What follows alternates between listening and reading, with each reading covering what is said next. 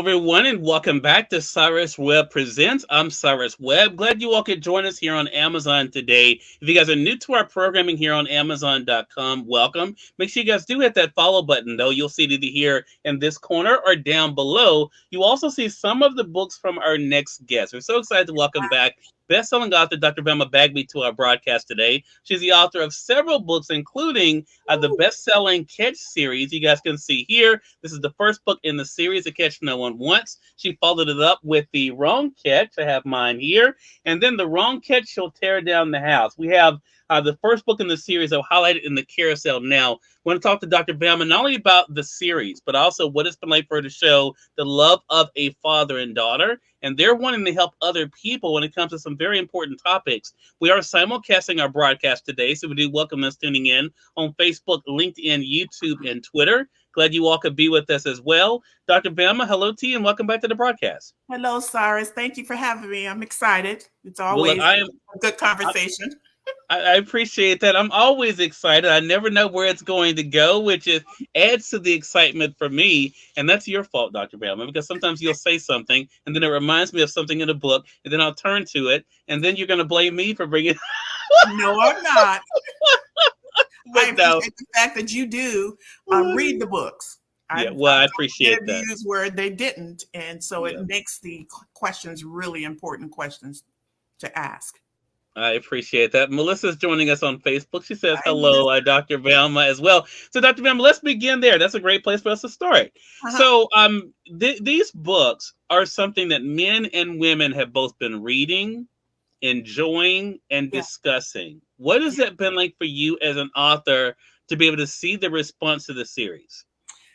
In addition to them, married couples are reading them, because there are opportunities to go in and reset maybe something they missed about themselves, something they need to fix. I've had one person who said her husband read something about one of the characters. He said, I do that sometimes. That's something I need to be working on right now. And so that's a shock too, Cyrus. So I'm excited. My intention was to write this book for single women, but it has resonated to both the men and the women, because there's nuggets for both in all of the books, really. But to hear that married couples are looking at them too. So married couples looking for a reset, these are exciting books for them to read. Yeah. I'm so glad you brought up that point about there being something for men and women. And even though the first two books are kind of speaking to the women who are looking for that, for the catch, I think us guys can learn a lot as well. You and I, in a previous conversation, I talked about something in this book, The Catch No One Wants, that was really interesting. And that was how Veronica sometimes will, we've all heard that saying, don't judge a book by its cover. And Veronica was making that mistake of thinking, oh, well, this looks like this, but it can't be this because it's larger than I'm used to seeing this. And her being helped to understand the importance of not doing that. Hello to you, Wendy. Good to be able to see you. What has that lesson been like for you, Dr. Velma, to share that we cannot judge, and I'll broaden it out. We cannot judge all men. We cannot judge all women by a previous experience. And it's so true. And you'll continue to do it unless you let go of that bad experience. And that's part of the conversations in the book, even with what Grayson talked to Veronica about, letting go of your past, because if you don't, you'll drag that into the future and that becomes a problem. So you could have a perfectly great mate that's standing in front of you, but you're dragging along all of those past experiences, and it's going to affect the current relationship. So it's important to let all of that go. You have to sincerely make a conscious decision to look, it happened. I forgive them. Let me let it go. I don't want to drag that into my future, but you do when you don't let it go. So it's important. And I think, too, as we have seen in this series, and again, I've loved the way it's unfolded as a reader, Dr. Velma, to see like from The Catch No One Wants, to see how Veronica's been able to learn, but also been willing to see herself. And I want to talk about that in a more neutral sense, too, for men and women, because for any of the books, including the newest one that is kind of geared towards us guys, The Wrong Catch, She'll Tear Down the House, it really does, whether you accept it or not, is really the big thing of all of the counsel and advice and the example. So that brings up humility, I think. Mhm. The ability to humble yourself and say, you know what, maybe I've been doing this wrong. And it's so Absolutely. interesting, Dr. Velma, and now that I'm saying that out loud, in The Wrong Catch, we have examples of women who did it. In The Yeah. Wrong Catch, She'll Tear Down the House. We have the example of men who could say, well, you know what, I ignored this. Yes. I saw I should have done this. What has Yes. that been like for you to show the importance of that quality of humility when it comes to relationships? Well, it's important because of all of the experience I've had. I mean, over 30 Mm, years talking and counseling with single women, married couples, all of that, just watching. Sometimes I can walk into a room and listen to people talk, and I can tell you where they are. I can sense what the challenges may be. They may be talking about an issue or problem they're having in a relationship, but I'm listening to them and I can pinpoint where the issue is. So over mm, time, you kind of gain that ability to perceive what a person may be and what the real problem may be in terms of their inability to find their right mate. In some cases, it's simply women don't want to. In some cases, it's mm. in other cases, it's fear. So all of those things, I wanted to be as transparent and open as I could, based on what I've learned and what I know personally in Right. the stories that in the people that I've met. Mm. Could you have imagined, Dr. Velma, and I've asked you a variety of this question, but could you have imagined that these books would resonate the way that they are? That it would be the audience saying, "Hey, not so fast! Don't move on. We want more of this." Could you have imagined that would be the response when you wrote "The Catch No One Wants"? To be honest with you, Cyrus, and I don't know if I mentioned this to you, that very first book was in obedience to what I felt like God wanted me to do. Now, whether or not it was going to reach anyone, touch someone, that was the hope. That was my desire to carefully craft the stories the way I did. That was my hope. But I just wanted to be obedient to what I felt like I was supposed to write and how I was supposed to write it. And it was as a result of the feedback that I felt that confirmation that I did what I was supposed to, and this is why it needed to be out there. It made me remember, in response to your question too, it made me remember a moment when I was hesitant, and I was taking a Christian marketing class, and the teacher in the class said, if God gave everybody an assignment and everyone in the world had an assignment, there would still be plenty of work left to do. So therefore, it's no competition in whether or not you're writing something similar to what someone else has written. The bottom line is no one can say it like you. No one can tell it like you. So that's why it's important for you to get out there and write what you have been given to do. And it was in that moment I realized, okay, the market is flooded with all kinds of dating and relationship type books. Why this one? Why? And that's what pushed me past that thinking, that stinking thinking that sometimes creep in when we're trying to do something. It pushed me Mm. past that. And I said, I don't care how many is out there. I don't care if this hits the bestseller or not. I have to be obedient and get this book out there. And it was the readers who let me know you're supposed to be doing this. This is what Yeah. you've been called to do. And you brought up some numbers here. You mentioned 30 years of being able to do counseling, but you also celebrated another big milestone this year that we got to celebrate here on Amazon. That is your 50th wedding anniversary. Yes. Talk about that. What that's been like for you to not only to show that this is a topic that you're passionate about talking about, Dr. Bama, but that you are also living yourself. Because my husband and I are asked all the time, how do you guys do it? I mean, we were shopping for our anniversary gift. We went down to the Mercedes dealership to look for something, and we didn't find what we were looking for, but we were just curious as to what would we get each other, because we stopped buying each other gifts some years ago. It's just fruitless, really, because we go out and we get what we need together. And the guy says, well, how did you do it? What's the secret? Everybody wants to know the secret. And so we've been Right. asked this over the years. And I just threw out one word to him because it wasn't going to be answered in a short one-line sentence. So for us, it is, if we've been blessed with this, then it's a given that we should be able to share with others, because people have inquired, what did you do? What do you do when you hit a rough patch? How do you guys overcome issues and challenges? All of those conversations we've had. And so we're pretty open with what we believe we've been given so that we can help somebody else. Love that.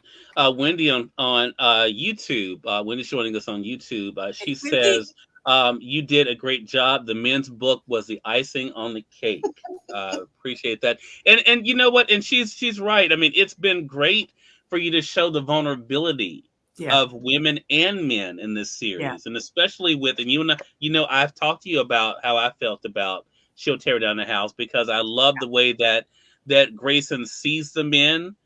He's able to speak to them in a way that is not condescending to them. Doesn't mean they don't have work to do, but right. understanding what they have to deal with outside of relationships. Mm-hmm. And I love that for sure. I want to say for those who are just tuning in, because I see you guys coming in over on the Amazon side, and thank you so much for the hearts over there as well. That's a free Oh, way to support us over there on the Amazon side.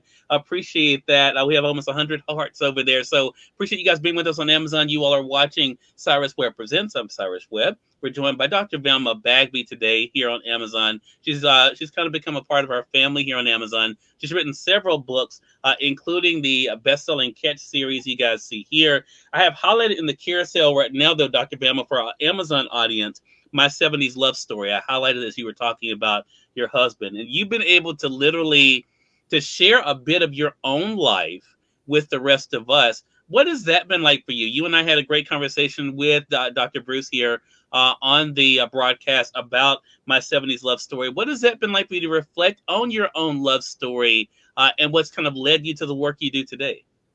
It's been exciting, Cyrus. It really has. Again, just our willingness to be transparent as best we can, so that we can help somebody else is always our commitment. Still, my commitment. In many of the stories, although fictional in the book, some of them have some element of truth. I mean, I got that information somewhere, and it just didn't come off the top of my head. It comes from years of having conversations and hearing the same problems and challenges over and over. So it's been exciting. It's an exciting process. Yeah.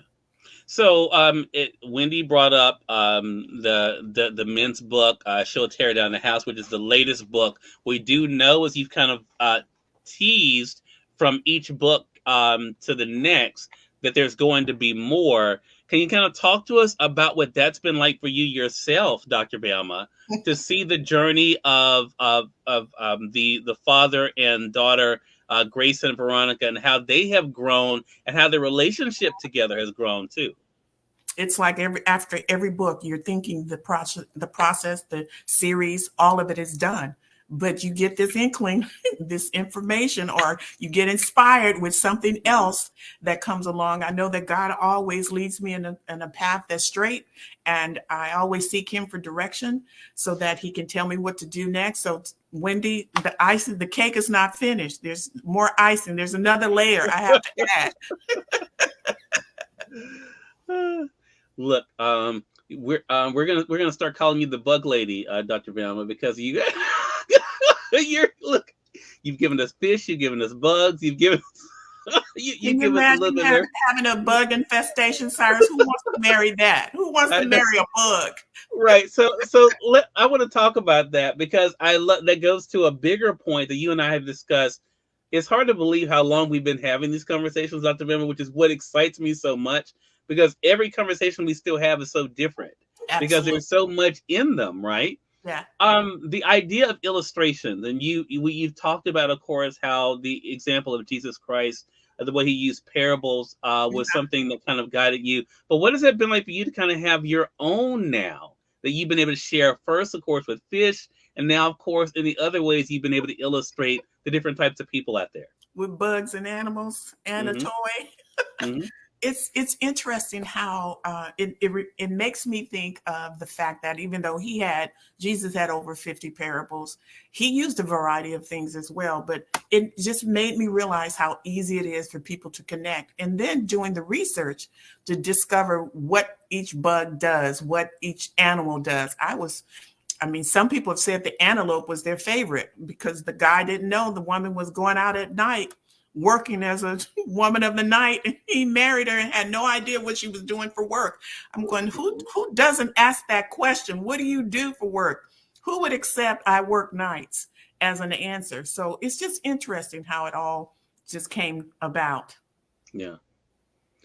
You know what's funny about when you just said that? That's something I would say. What? I've always been very elusive about work. When someone asks, You can fail that test, Cyrus. look, I work what do nights. you do? Oh, I work all kinds of hours. Oh my. Check. Look, I Red know. flag. I know. I'm horrible. But but again, it goes to what we were talking about, Dr. Bama, in the wrong catch and the wrong catch, she'll tear down the house. And that is having those conversations. Because again, I love that point of them, men and women, acknowledging, you know what? There was a flag here. Yeah. There was, there was a flashing light, there was something I know I should have said, something I should have done, but Right. I didn't do it. Mm-hmm. And I think that is the whole thing that gets people, is that personal accountability. I'm very big on that myself Yeah. personally. Yeah. My friends will tell you, I will even ask them sometimes, just call them up and say, hey, do you have any advice for me? I mean, do you have something you want to say to me? Is there something, you've seen the way I've handled the situation? Right. Do you think, you have anything you want to say? Because I think that's very important for people to be honest, because we Yeah. don't always see ourselves. But what has that been like for you to show, Dr. Velma, the importance of looking at ourselves and being honest with what we see? Well, remember, several times I mentioned to you that there were times when I had to remind my husband he was getting ready to address an issue or concern with one of the daughters, and I had to remind him, don't forget, these are girls, in that sense. That was the reason I did that, because it's important for us to know how to handle certain circumstances. So it's exciting for me to be able to express different ways in which Grayson addressed the problems that Veronica was having, so that we can see that. And we have to show each other grace. And even our own kids, we have to show them grace. In a marriage relationship, you have to show each other grace. And so that's important to know. It was something you said that reminded me of the statement that this is not a social experiment.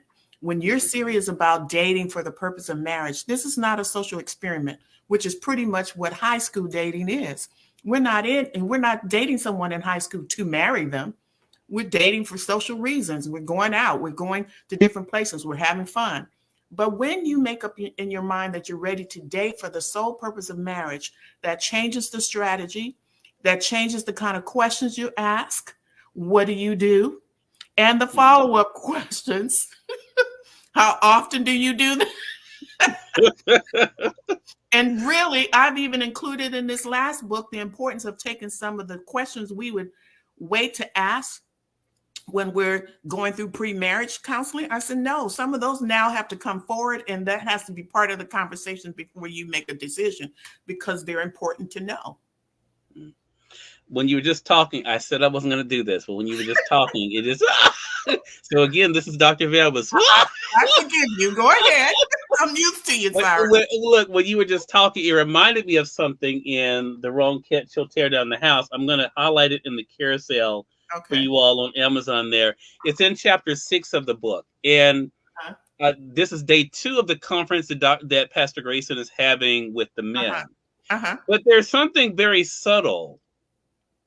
And I honestly, because I've read this book twice now, but I did not pick up on it the first time I read it.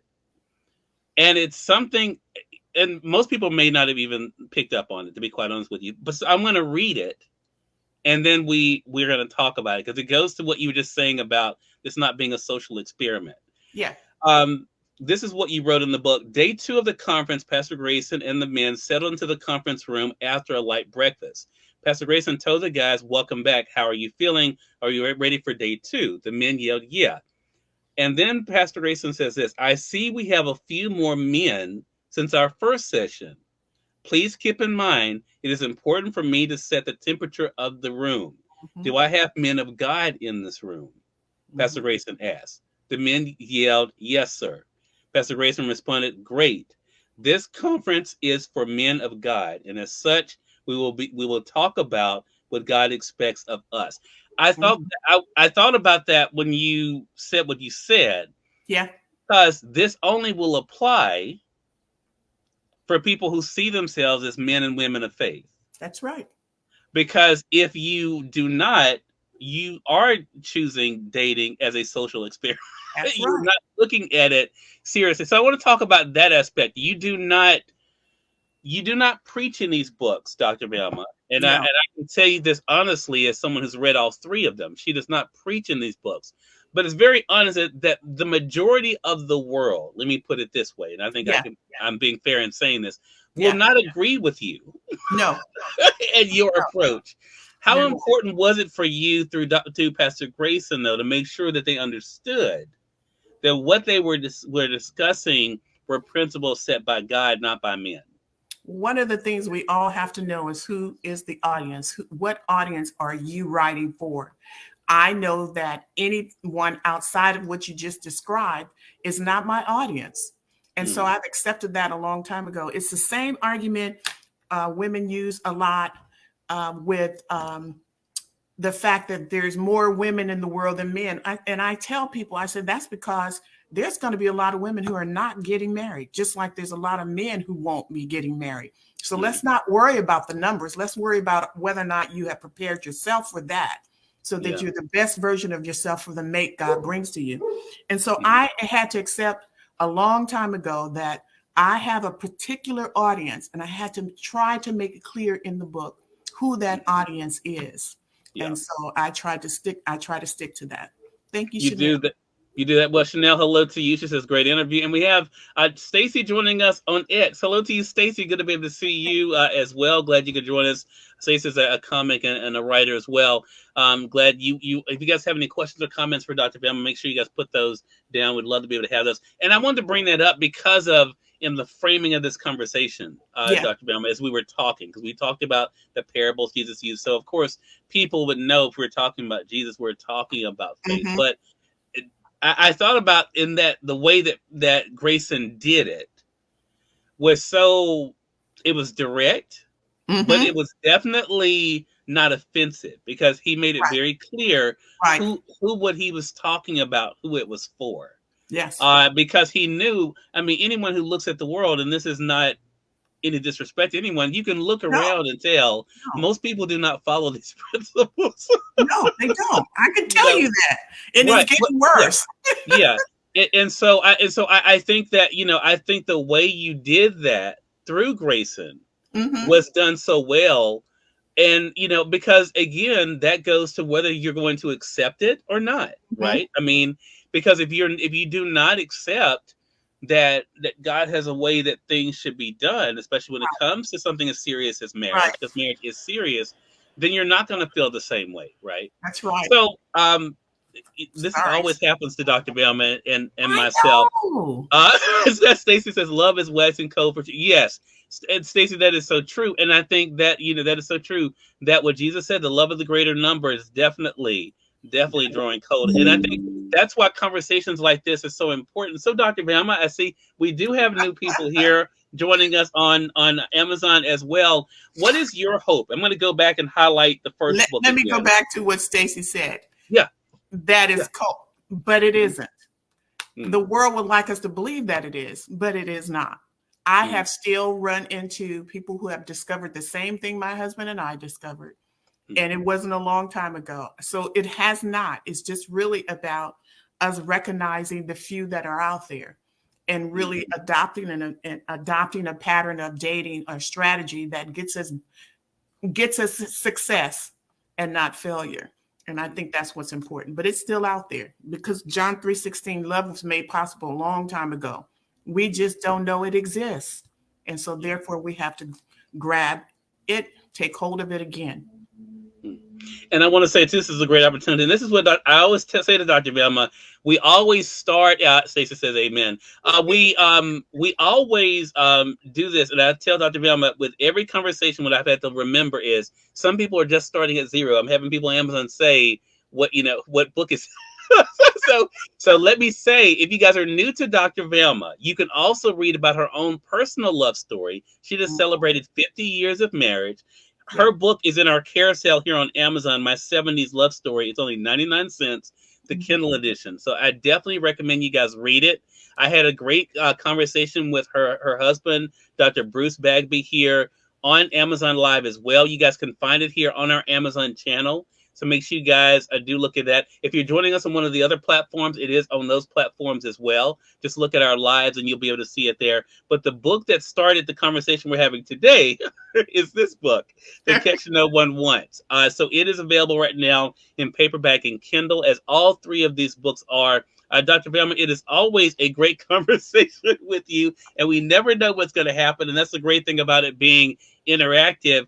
How can our viewers stay connected with you, Dr. Velma? I'm on all social media platforms as Dr. Velma Bagby, as well as my website, drvelmabagby.com. All right. So if you want to know more about the fish or more about the insects and animals, then make sure you get copies of the book. And Cyrus, for those who have not gotten the third book, I do have ebooks available. If they just email me at info@drvelma.com and cite that you were on Cyrus's Conversation Live, then you'll get a free copy ebook. Awesome. Love that. Love that. Stacey says, congratulations. Wendy says, thank you. Appreciate all of you for being with us on the various platforms today. Dr. Velma, always a lot of fun talking with you and looking forward to our next conversation. Thank you, Cyrus. It's been great. All right. Thank you. And we thank your audience for tuning in to another great episode of Cyrus Webb Presents. Until next time, you all make it a great one. We'll talk to you all soon. Take care.